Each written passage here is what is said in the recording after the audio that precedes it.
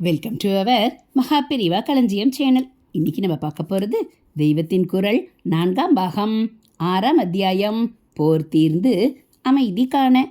அதில் நித்ரை நிலை. தெரியாத ஆனந்தம் ஆனந்தமே இல்லை. இங்கே உசந்த கவிதை புஸ்தகம் இருக்கிறது. ஆனால் நமக்கு கண் தெரியவில்லை என்றால் என்ன பிரயோஜனம்? ஆத்மா மட்டுமே இருப்பதன் ஆனந்தத்தை அனுபவபூர்வமாக தெரிந்து கொள்ள முடியாத நித்ரை இப்படிப்பட்டதுதான். அதை தெரிந்த ஆனந்தமாக உணர்வதே சமாதி நிலை. எத்தனையோ சாதனை செய்தே அதை பெற முடியும். தெரியாத ஆனந்தத்தில் துக்கமும் தெரியாமல் இருப்பதாக உள்ள நிம்மதியைத்தான் போனால் போகிறதென்று பகவான் எல்லாருக்கும் நித்ரையில் தந்திருக்கிறான். தன் சாந்த சௌக்கியத்தை ஜீவன் தெரிந்து கொண்டு ஆத்மாவாக பிரகாசித்து கொண்டிருப்பதான சமாதி நிலையை எல்லாருக்கும் தரவில்லை. அவன் கிருபையை நம்பி அதற்கான சாதனையை செய்தவர்களுக்கே தருவான். சற்று முன்னாடி ஒரு உபமானம் சொன்னேன். குடத்துக்குள்ளே இருக்கிற தீபத்தின் ஒளி அதன் ஓட்டைகள் வழியாக வெளியே துளி துளி தெரிகிற மாதிரிதான் ஆத்மானந்தத்தில் துளி துளி இந்திரிய விஷய அனுபவங்களில் உண்டாகிறதென்று சொன்னேன். இது ஜாக்கிரஸ்திதியில் விழிப்பு நிலையில் நாம் விஷயங்களை அனுபவிக்கும் போது, சுசுப்தியில் தூக்கத்தில் எப்படி இருக்கிறதென்றால் உபமானத்தை இன்னும் கொஞ்சம் விஸ்தாரம் பண்ண வேண்டும். குடம் என்பதற்கு பதில் கூடை என்று வைத்துக் கொள்ளுங்கள். சாதாரணமாக பல துவாரங்களுள்ள குடம் இருப்பதில்லை.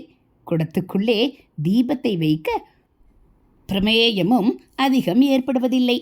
ஆனால் காற்றடிக்கும் போது தீபத்தின் மேலே ஒரு கூடையை போட்டு கவிழ்த்து விடுவதுண்டு. அப்போது கூடையின் இடுக்குகள் வழியாய் தீபத்தின் ரஷ்மிகள் கொஞ்சம் கொஞ்சம் வெளியில் வரும்.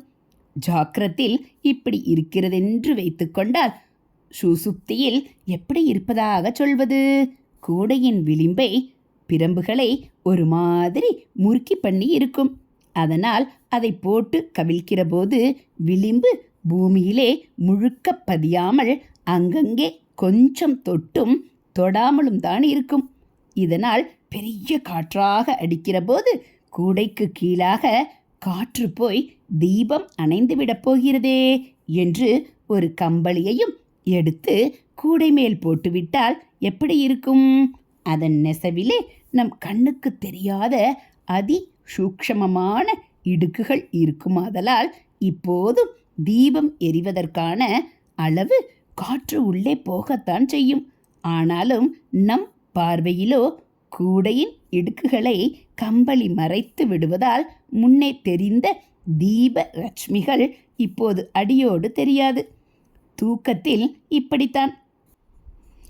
உள்ளே ஆத்ம ஜோதி ஸ்வஸ்தமாக இருந்து கொண்டிருக்கும் போதிலும் அதன் ஒளி விழிப்பு நிலையில் ஏதோ துளி துளி விஷயானுபவத்தில் தெரிகிற மாதிரி கூட இல்லாமல் எல்லாம் ஒரே இருட்டாகி விடுகிறது. விழிப்பு நிலையின் பிக்கல் பிடுங்கள் தூக்கத்தில் இல்லைதான் என்றாலும் அதே சமயத்தில் விழிப்பிலே ஏதோ ஒரு நிழலாட்டமாகவாவது ஆத்மானந்தத்தில் துளி தெரிவதுங்கூட தூக்கத்திலே அடியோடு தெரியாமல் ஆத்மானுபவத்தை குறித்த மட்டில் ஒரே இருட்டில் இருக்கிறோம்.